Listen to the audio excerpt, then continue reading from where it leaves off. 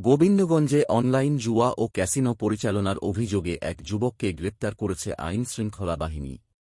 আমাদের প্রতিনিধির তথ্য ও ভিডিও নিয়ে বিস্তারিত প্রতিবেদন।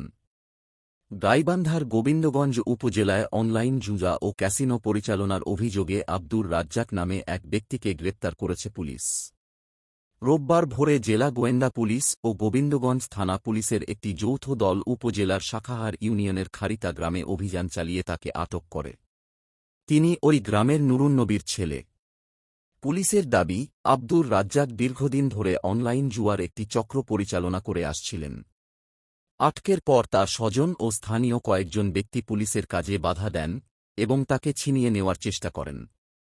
এতে ঘটনাস্থলে উত্তেজনা ছড়িয়ে পড়লে অতিরিক্ত পুলিশ সদস্য মোতায়েন করা হয়। পরিস্থিতি নিয়ন্ত্রণে আসার পর আটক ব্যক্তিকে থানায় নেওয়া হয়। তল্লাশির সময় তার নিকট থেকে বিভিন্ন কোম্পানির 213টি ভুয়া সিম জব্দ করা হয়।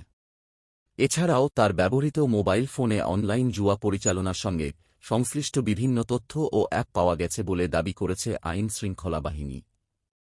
পুলিশ আরও জানিয়েছে, জুয়া আইন, সরকারি কাজে বাধাদান ও পুলিশ সদস্যদের ওপর হামলার অভিযোগে তার বিরুদ্ধে একটি মামলা দায়ের করা হয়েছে। থানার এসআই হৃদয় বাদী হয়ে এই মামলা দায়ের করেন। মামলায় আব্দুর রাজ্জাকসহ 22 জনের নাম উল্লেখ করে আসামি করা হয়েছে। এছাড়াও এতে অজ্ঞাত পরিচয়ে আরও 20 থেকে 25 জনকে অভিযুক্ত করা হয়।